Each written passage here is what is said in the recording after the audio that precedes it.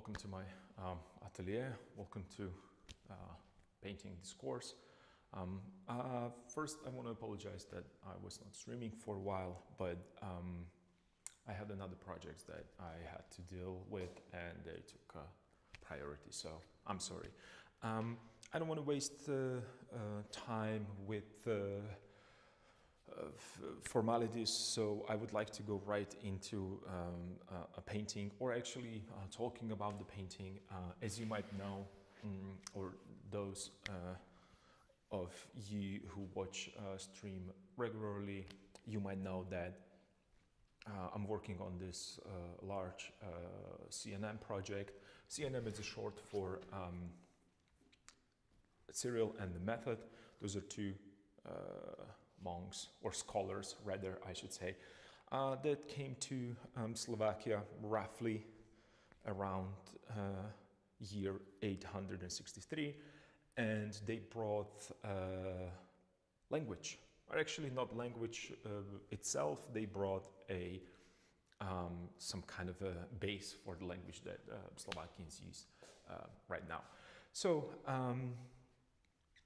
usually at the beginning of every stream, I'll go over brushes, paints, and my setup, but this is fairly obvious. My setup is very simple. I have an easel, I have a palette, I have a reference book. I also use a digital reference as well.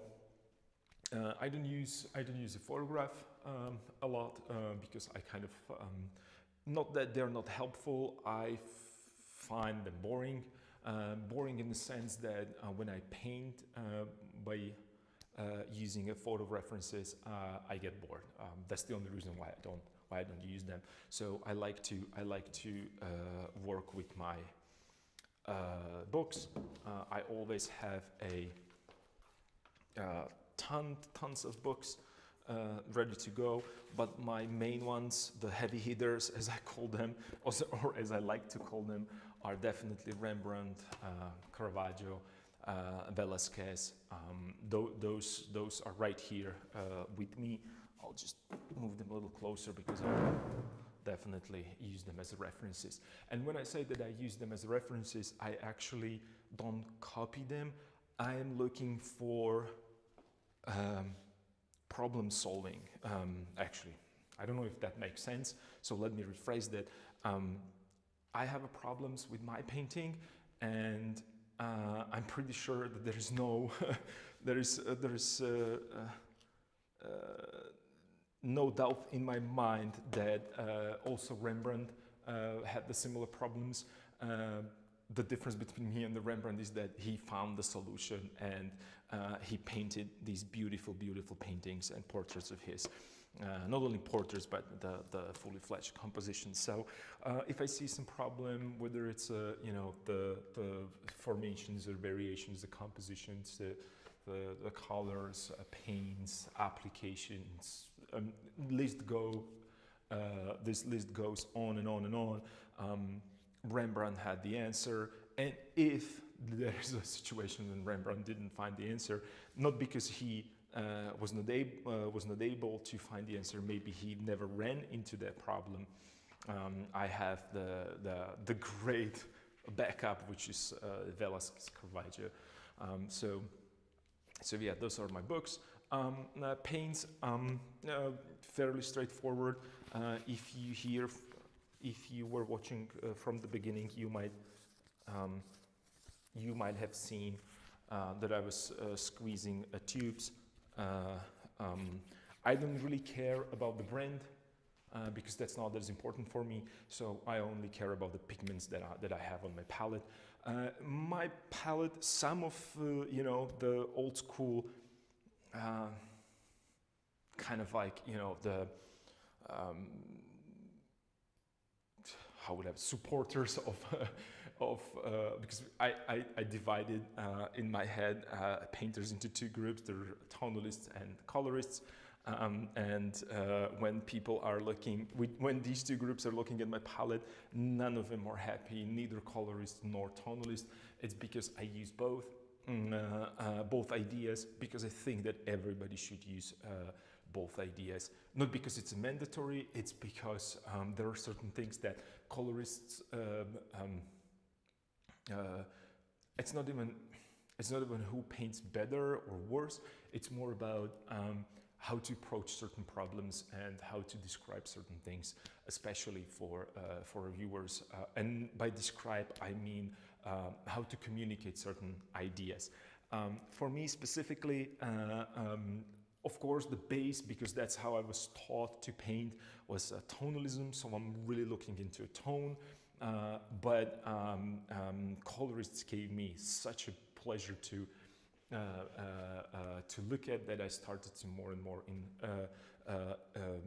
I started to invest my time into looking at their paintings and the way how they paint, and I found that actually, in my personal opinion, Rembrandt was colorist as well, same as other great masters. Unfortunately, we did not call them colorists per se at the time, because they were more focused on the tone, but they realized that we can shift temperatures and create value that way as well.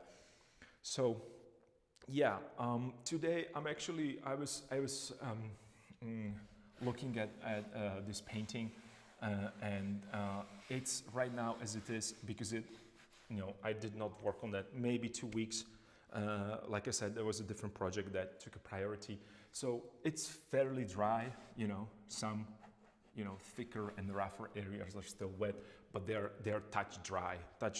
I mean that they are really, you can touch them, you can feel that maybe some places are, a little sticky, but most of the painting, it's touch dry. There are some, thicker paint application that might be still a little wet. I am going to work a little bit with my sandpaper today, because there's something that I use all the time when I paint, when I work. It's because I work with layers and I like that layering process. I'm not really a alla prima painter, so yeah, that's that, and I like that idea of sanding areas that I don't like with the sandpaper, or you can use a palette knife. I saw people use razor blades. Sometimes I use razor blade when it's like really just a piece that I wanna excuse me, get rid of. And what I do with my sandpaper is I just really kind of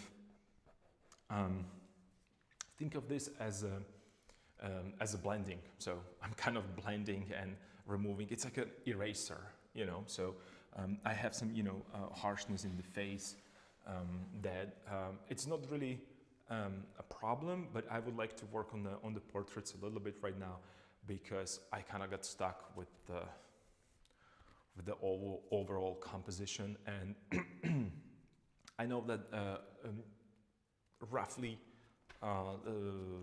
not roughly, I know that they are in the right position as it is right now. I'm not gonna move the heads and other body parts. Maybe there might be slight adjustments, but they're not gonna be like a crazy idea that this hand is right here, I'm gonna move it all the way down there. But I know that I said this multiple times, especially with feet. Those of you who watch my previous streams, you know that I move things around all the time, and it might happen because I might, I might see something that I like more, and I might, change it. Another thing that really bothers me, and I might work on that as well, is that composition that we talked about. So I'm going to work with the sandpaper a little bit, just to sand certain things, certain areas, to blend them in. So because I don't want to have rough edges. And when I say rough edges, I don't want to have sharp edges. That's what I meant, actually. So, and the reason is that I actually took my painting, and you can see it, that it was, it's not really actually on the easel right now. I took it down and I put it upside down. The reason why I put it upside down, actually, why don't I show you that? I actually use this technique a lot.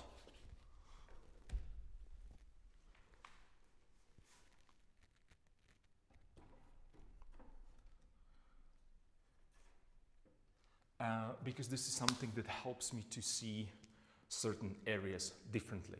And if you're watching the stream right now, you can see immediately that certain things changed, or not changed, they are a little bit more clear. And this is especially for people that really strive for the nice composition, because that's my priority. When I paint all the time, I focus on the composition.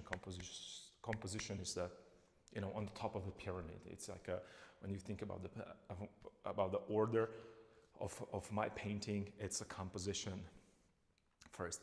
And when I say composition, I mean that the composition, it's an idea that I want to communicate with the viewer, right? I want him or her to see the whole painting. So I want a viewer to move with their eyes left and right. I want it to be interesting. I want them to go back and forth between certain areas. And right now I see a lot of boring areas. If you look really closely, and I know that this is really difficult to see on the camera, but this is not about my painting. If you're watching this is about your paintings and your work. So please grab your pencils, brushes, whatever mediums you have, and join me with analyzing with this really difficult subject that is a composition. And I don't want to say difficult. I don't want to sound like, oh, there's like an enormous amount of studying that you have to do to understand the composition. It's most of the time it's about how you feel, and how you feel about what's good and what's not, and then you might do the adjustments based on some basic rules. So what I'm looking at right now, and I was talking about previously about these repetitions, which are so boring for us to look at. And boring is maybe not the right word. Our brain automatically just skip them. And I repeat this over and over again, not because I want to bore you to death. I just want you to keep this in mind with every brushstroke, with every change, with every shift. So I'm looking at it right now when it was upside down, and I have a place where I sit and I kind of like think about it. So when you see me go all the way out from the frame, it's just I'm trying to get as far as I can from my painting to look at it from a distance. And I immediately understood certain things that I couldn't see when the painting was oriented slightly differently.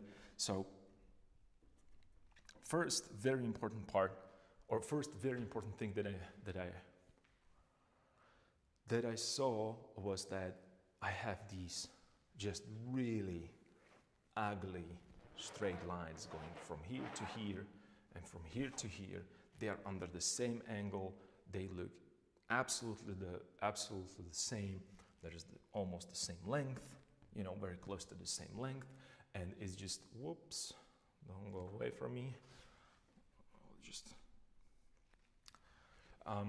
So that's really annoying. It's just, and then I have this stuff that is going right here, and it's just I don't even, sometimes I'm looking at my painting and I don't understand how could I be so blind, and where was I looking when I was painting that, right? Or actually when I was creating that composition. Then another thing is that I have this edge right here, which is this one right here, and those two figures looks exactly the same. It's just one is a little higher and one is a little lower. That's the only difference between these two figures. And I know that it's very difficult to create the figures that they are moving in a certain direction, and they have a fairly similar clothes because they were scholars or monks, if you wish. So they have very, very similar clothes, but this is not about exactness. I'm not doing a historic replica of their clothes and their equipment. I'm creating a message, or I'm communicating a certain idea with the viewer, so I want to give him a space to create his or her own story, what these people went through. So I want to give you certain suggestions. Like it was a difficult road. It was really tough for them to cover that much ground. And trust me, 1,000 years ago, the roads were not as cool as right now. Anybody could just, jump and not. I don't want to talk about you could get robbed and mocked. That you can do. That's plenty of these things are today. I'm talking about that there could be a whole nation that would just stop you from fulfilling that task that they achieved, because they actually crossed multiple regions, and they crossed actually multiple kingdoms that they were in war in between each other. So I want to show that struggle. And as it is right now, I don't feel that I'm communicating that message enough. So yeah, compositionally at least, because it's boring. It's just seem the same way. So yeah, I might be working on some motion right here that gives me a little bit different shape. But I'm still I want to stay in that whole frame. That's not probably not nothing is going to be like extremely drastic. Probably, I don't know. Maybe I will do something drastic. Let's see. So that's what I'm looking at. It's just you can see this and this exactly the same. This angle and this angle exactly the same. I know that there are people and they have, we have the arms that they move the same way, but I have to find some interest there, because otherwise you look at it and you dismiss it immediately, because you will, be like, oh, I see everything. I know what it is. There's two people walking. Thank you. Bye. And I want to avoid this. So yeah, that's that. So that's the name of the game for today. And I hope that you, while I was talking, that you prepared your drawing supplies or painting supplies, and canvases are stretched. Of you who toned your canvases, or papers are toned down as well for those of you who toned them. And you're ready to start working. I might shut up and start focusing on work. So the idea is just because this has multiple layers, and you know that I paint over and over and over and over, like especially this area right here. There is just so much paint right here, and there's like a different.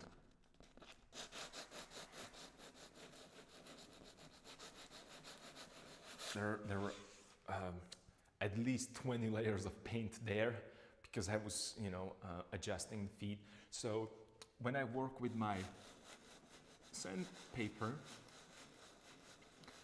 it's just, I don't want to, sand everything to a white canvas. I'm just looking for, a little bit of,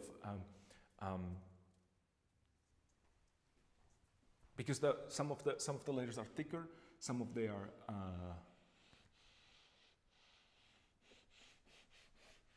sorry, some of the layers are really thick, some are really thin, and I'm looking for, and I'm searching, you know, if I sand a little bit here, and it's really light. It's just barely noticeable for my eye. Not even you know, I'm not even talking about you looking at through the camera on your devices. So there is another area that really annoys me, and you remember I talked about this. It's right here. The worst part, it's this. So I'm thinking I have two options. Either I'm going to make this part darker, or by comparison this is going to get lighter, or I'm going to get this lighter and this going to get darker, so I get that transition between them, because right now it's just they're connected. They seem like they are really joined together, and I want to separate them. I really want to separate them. I want to show the separation. So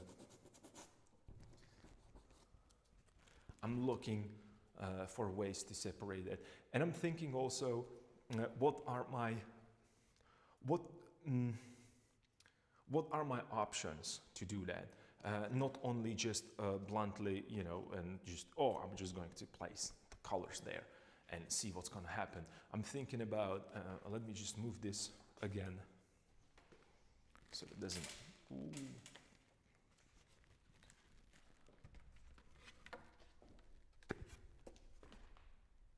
Yeah, we're doing little rotations.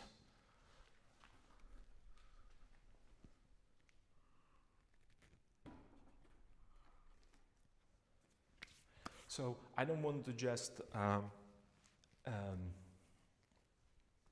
start, you know, mixing the paint and just, you know, searching for the answer. That might be a valid way to work, but I'm thinking about, because this is a classical figurative painting, so even though, like I mentioned, I use a lot of abstract ideas. This is completely abstract. This is, you know, if you would just take this away, it's abstract painting. If you would just look at this part in real life, that's just completely abstract painting.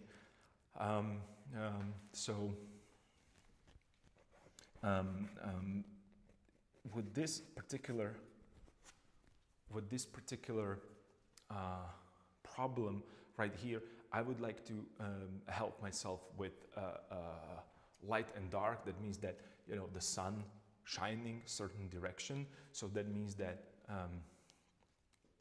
I have shadows that I work with, and I have light areas that I can work with.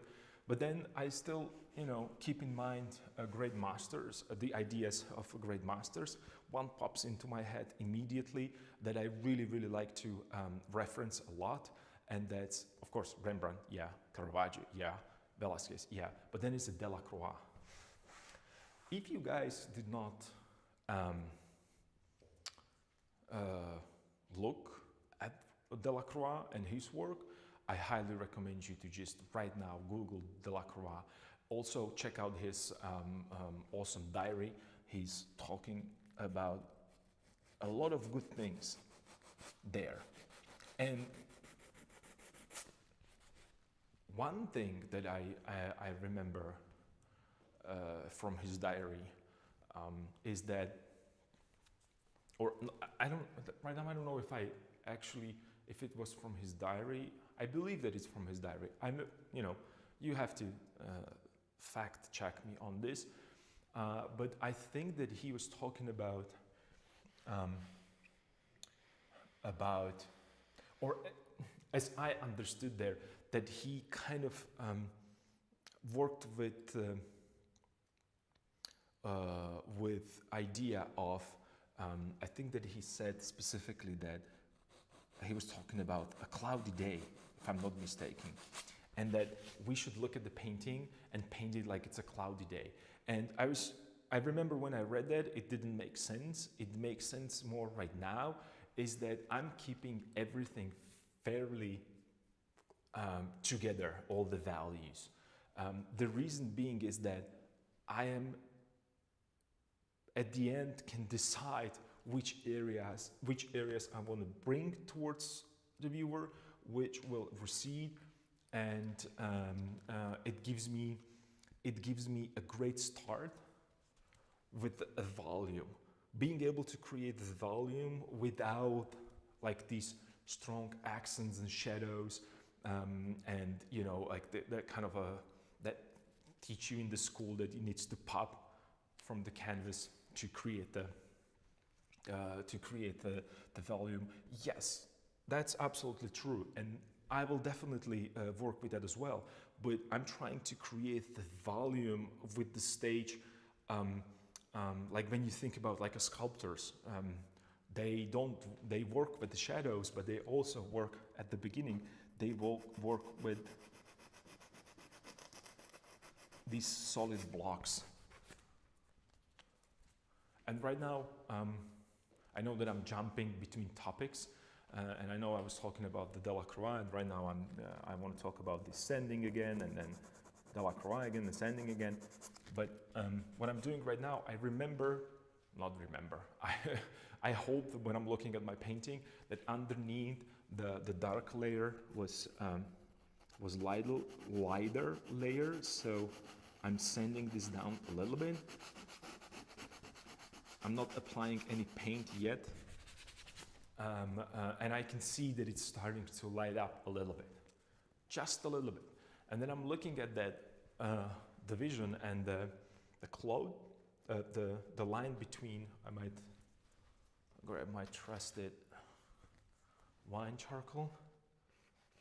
Maybe you can see it. Maybe you will be able to see it. No, definitely not going to be able to see it on the camera. But that's the division. It doesn't matter that you don't see it, but the division between the figure on the left and the figure on the right, it's exactly it's like it seems like it's almost in the middle of the canvas. So it really bothers me because it's kind of centralized these two figures and brings all the attention to the center, than to one figure and another figure. I don't want to say that it's bad, but I talked about this in the previous streams, so feel free to check them out. I don't want to go over the same idea again and again, but just to quickly, the centralized composition, it's usually when we talk about, Jesus and a God. It's from the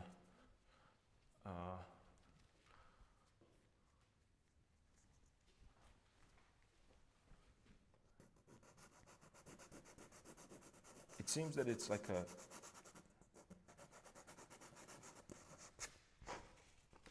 from the Renaissance. It is kind of reserved for Jesus and Mary and the God, or idea of absolute center of the composition. It's very difficult for me to justify that kind of a center for a piece of cloth. I don't think the piece of cloth between two figures has as much impact as religious paintings of Renaissance. So that is what I'm keeping in my mind when I'm doing this.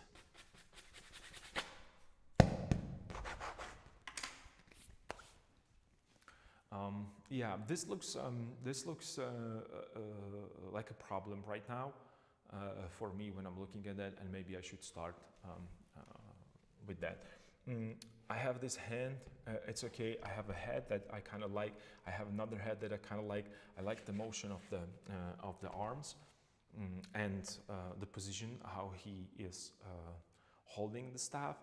I know that there is a little wonkiness down here, but I'm slowly going to get to this. Another thing that I see here is that I don't have this defined enough, and it's almost seem like the length of the arm, it's too long.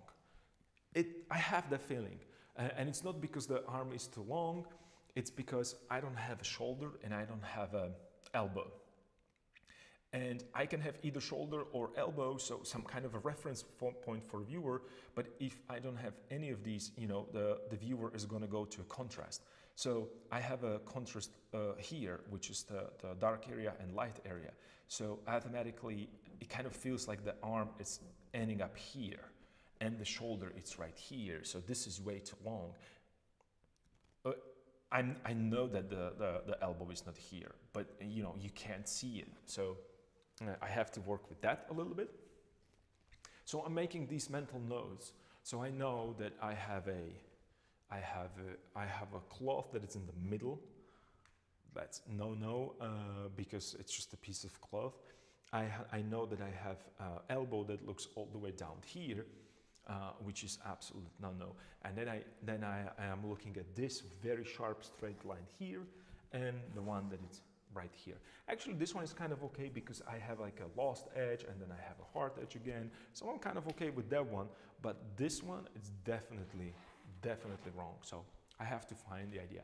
Plus the kind of a tubular shape that it's creating, like the sameness right here.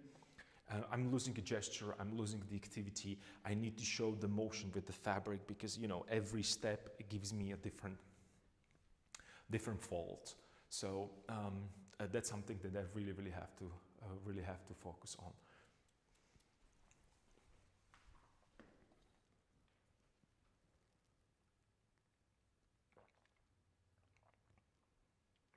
Do you know what the worst part is? And this is a rhetorical question for myself, but I want you to know what going through my head. I really want to paint a portrait. Yeah, so maybe let's do that. I don't know. I shouldn't, but I really want to work on the portrait because I think that that's what, if I focus on, might help. But it's just an illusion in my head because there are other areas that are unresolved that portrait will never resolve on its own. So let me just pull up some references. And I have these references in the digital form because there's a really huge pile of papers that I have right here, like with the references, with the different positions, with the different anatomical references and other drawings, and other artists, known, unknown, just a lot of stuff, and I can't have them all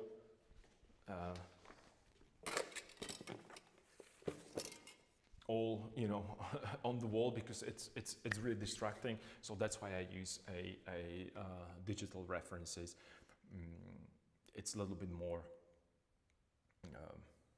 It's easier that way, at least for me. But if you want to have, I know that some artists, they just put, they pin it there so they can see it. They have different, like I have different head positions and hairstyles and whatnot. So I just, I pulled it there, and maybe I can work that way. That might work. You don't need to have a digital files for this. I do because it's easier for me. That's the only reason.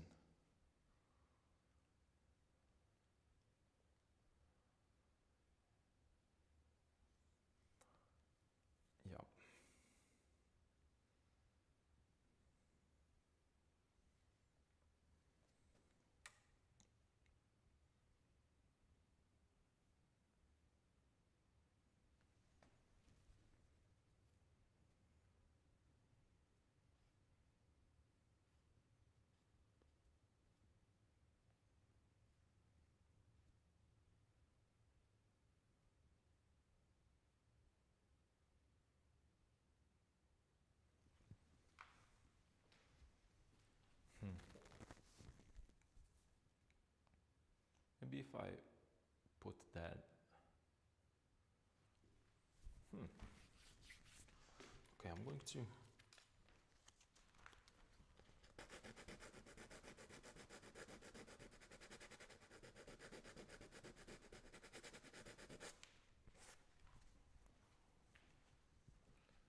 Maybe if I move that, it's going that way.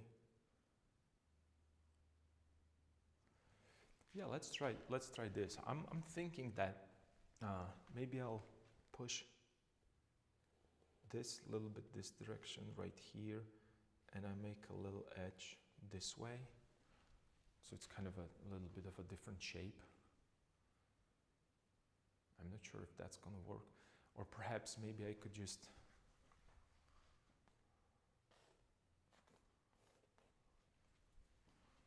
put this one a little bit more here.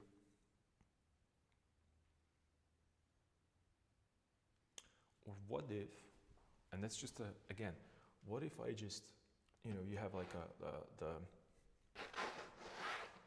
fabric that's going this direction. You remember when, you know, in the previous streams I talk about the diagonal composition. And what if he has like one that is just drop down.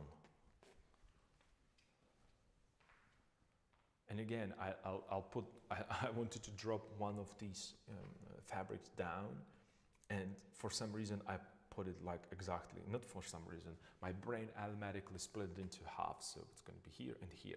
Not only that, but it's put it on the same direction that the other part right here is. So this is something very important with the composition. I'm trying to be mindful about this when I'm putting these marks. Now, that's why you see me using wine charcoal, because I can just, you know, erase everything with the wine charcoal. Not everything, not all the time, but almost all the time. That might definitely work. That might work. So I'm going to do a little. So how would it drop? And again, I'm not working with the photo references or anything. Everything, I'm imagining it in my head because it's easier.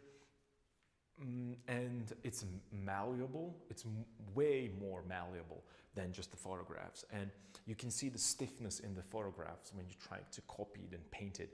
If something doesn't work exactly as you want and you don't have your imagination, you're stuck. You either take another picture and you have to bring the same model, same clothes, or whatever that is.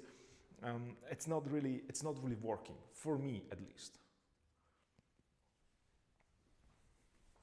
So don't hesitate to invent stuff. Just have fun with it.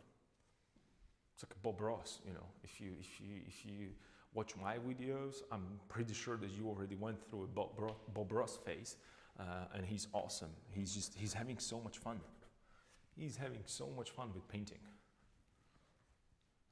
At least it looks on the camera like that. I don't know how difficult it was in his real life, but. So if I create some other,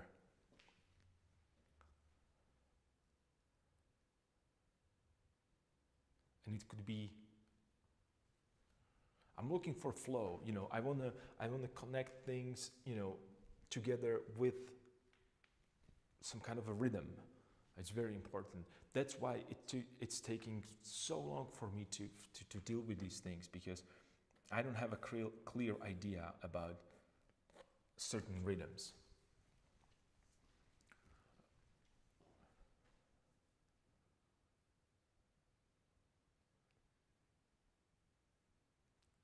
I think that might actually help a lot. And I might connect this one here and change the value right here, move the elbow right there, which gives me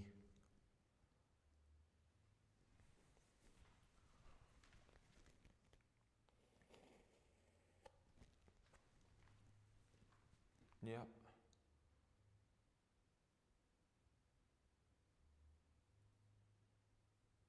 And then the fabric that goes right here, it could be this piece right here on the bottom. And then it's going right this way, and I can show a little piece of here maybe. So it's connected, so automatically your eye would be, oh, it's not just some random stuff, it has some, maybe I could, you know, put a little piece of here as well, right?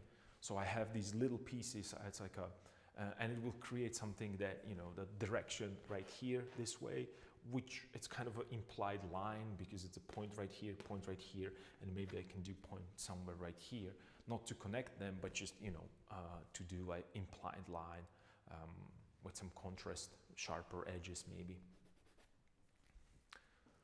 That might work. I'm not sure if it will, but it might. Because this is the one thing is imagining something, and the completely another thing is just then see it when it's painted in. So yeah, let's try that. And maybe since he's, you know, this color, I might use color somewhere around here. So I will connect them, not only the way that they're holding each other, not only with the composition, but also with the color, right? So they have some kind of a connection between each other. Maybe there was a, you know, it was a his and it borrowed it to him because it was cold or warm, or I don't know. It's just, you know, it's helping this, the connection, and you are creating that story in your head. And that's what I want to do. I want you to come back to the painting, to look at it again and again and again, and find something new, something more interesting. And maybe I can just, yeah, maybe it can go. But again, I have to be careful. I can't make a droop exactly in the same line right here, because then it's just, again, I created this and then I'm gonna have this, and that's it. I'm gonna throw the painting away, right? I'm joking, no. So, yep, let's do that. Let me just, yep.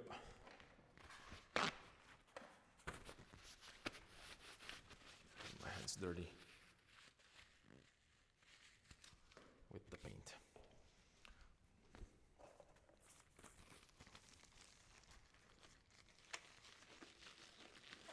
Another thing that I had to start to use, and you might have seen me to do this, it's a rubber glove, because of my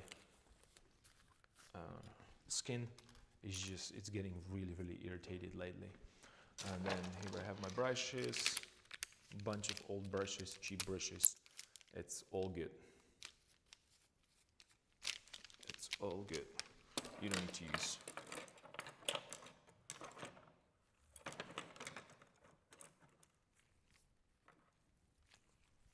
super expensive brushes.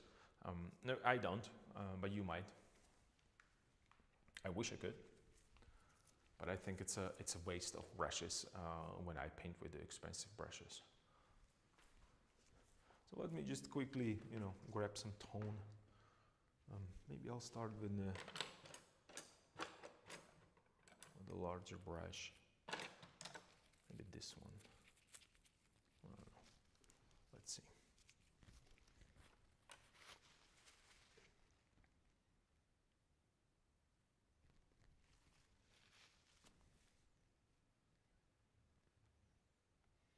And I got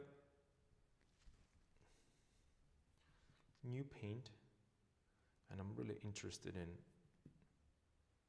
or a different brand that I'm not used to, because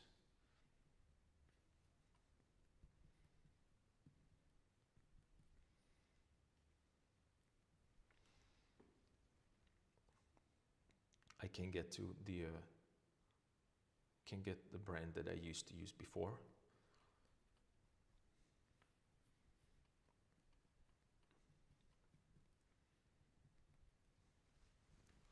This looks way too warm and way too light, yeah. But let's see if it's gonna work right here. I'm very close to this yellow, so maybe I'll get a little bit of darker value.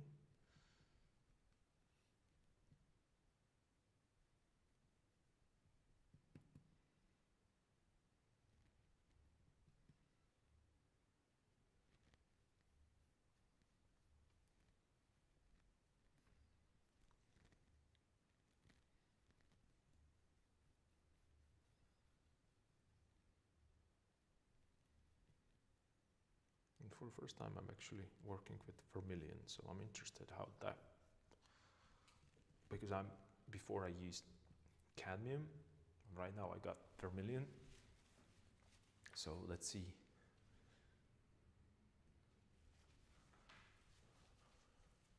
Okay. You know what? This might actually work. I'm surprising myself.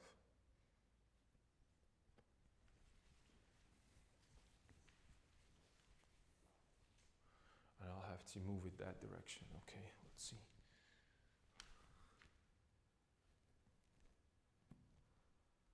And I'm using a technique that's called dry brush. I'm actually not, or scumbling, I guess. So I'm applying like really thick paint on top of it, and not necessarily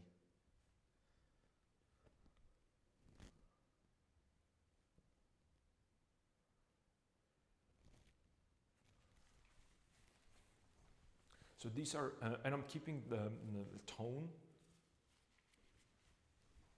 almost the same as the tone of his clothes. This is something that, you know, impressionists would do, but they switch the temperatures, right? So this is a cooler, this is a warmer. Automatically, you know, there is a our eye is picking up on this, that something is further away and something is closer from us, because the cooler things are further away and the warmer things are closer.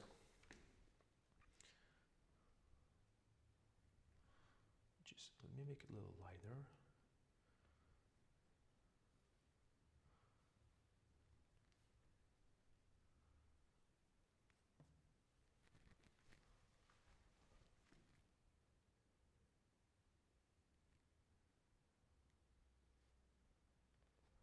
And right now, I'm not really painting anything specific.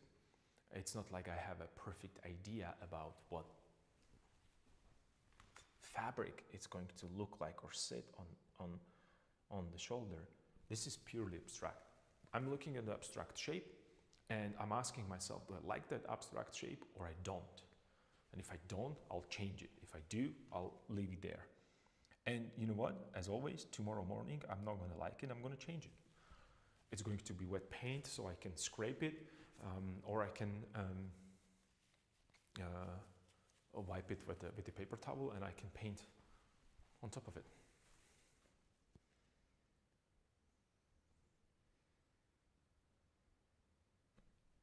What I'm trying to do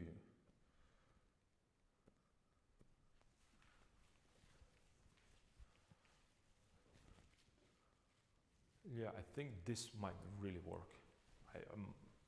I'm not sure, but I'm hoping probably more than anything else. Let's put the mark right here, so I know, and let's put it right here. Right, so it's kind of connected. And I still maintain the arm, but I broke down the one single shape, and I'm going to incorporate it into overall composition, right? Something that I really like to do, and that's information from, I believe,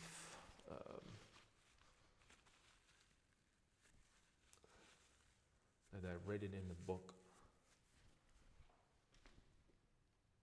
on painting.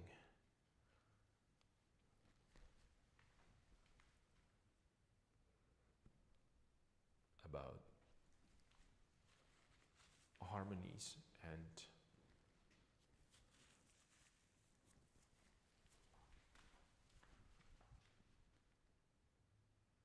how to work with them, like how to harmonize and how to create a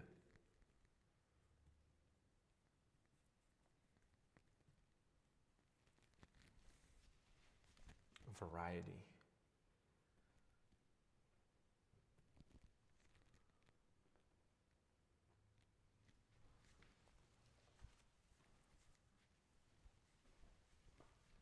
And that might actually help me to destroy this unappealing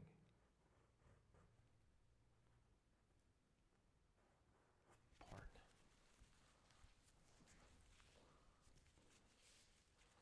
and it's really, really barely noticeable. And you can see me going back and forth out of the frame because I'm stepping back. I placed couple brush strokes, and I immediately went back and I'm analyzing it from a distance because it's very important for me. This is a painting that you are not supposed to smell it, as Rembrandt would say. It's painting that you're supposed to look at. So if you want to get closer, oh, please be my guest. But really the pleasure of viewing this should be from a distance. And right now I'm gonna put a little bit of blue into it to cool it down because I'm close to my hand right there, and I want to keep it cool against this warm part right here, so I don't lose that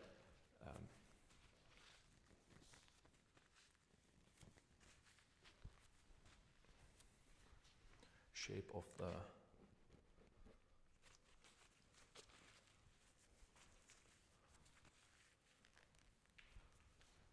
hand.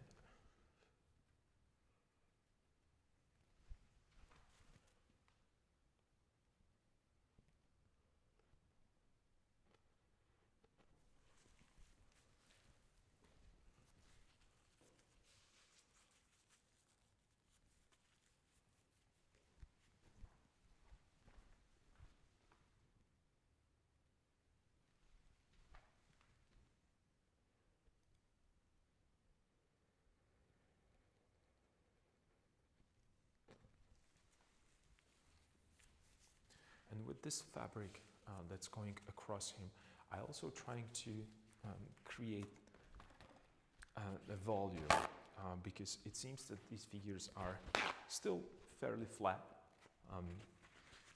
because there's not enough details, not enough fold. But you know, for instance, with this one, I can make a nice, beautiful fold that will create kind of a feeling that it's wrapping around and it's going back.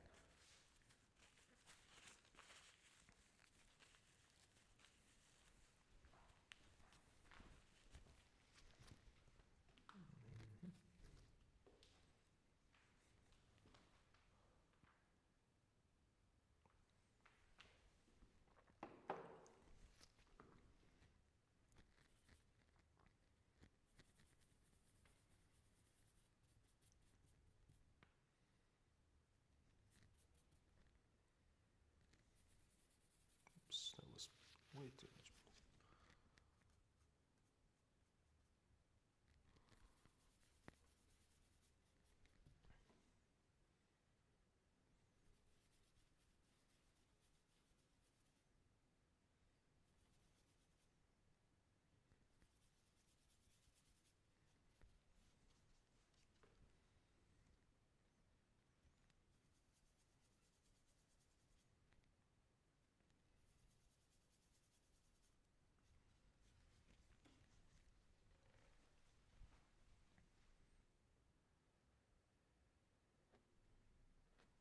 Let's see.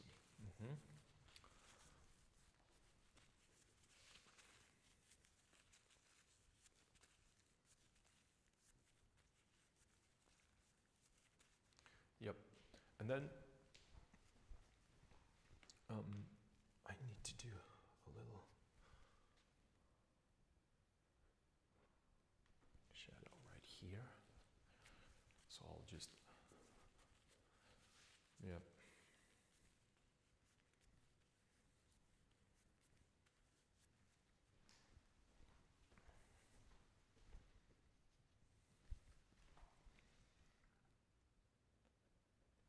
So I'm going to be continuing working on this and painting, but I would have to stop streaming sooner today because I have another errands to run, and I will continue working on this.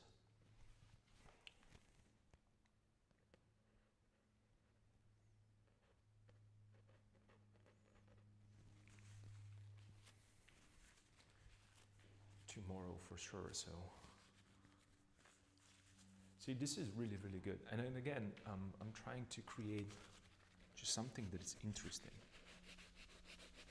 Not necessarily at this stage something that makes sense. I will make sense out of it at the moment when it will look good. As it is right now, it's just a flat shape, kind of a triangular shape of fabric.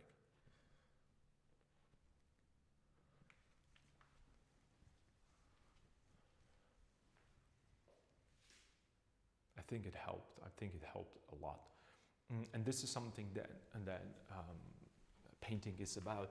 You don't need to do much to change. With paint, it's more about thinking about the process, creating that. So it could be right here, then up to the bottom, and you might be able to see it down here. So let's maybe be creative this way.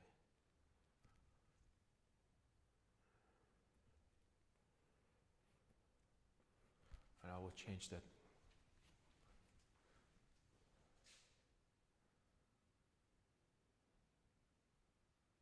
Yeah.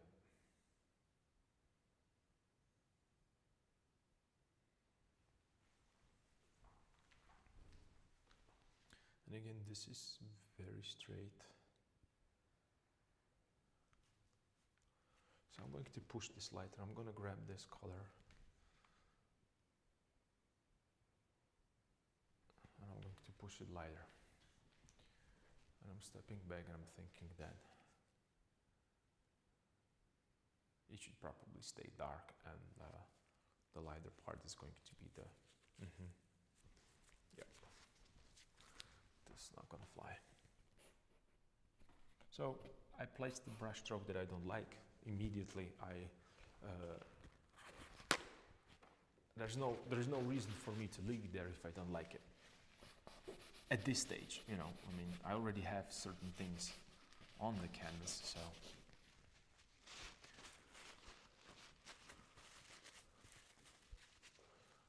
Yeah, I'll have to, because it's time for me to go, I'll have to stop right here. I know that we didn't do a lot of painting today, but here's the thing, I hope that you paint alongside with me, and that you will continue painting even though the stream stops, because that's what it is all about. So thank you for watching. I'll see you later. Take care. Bye.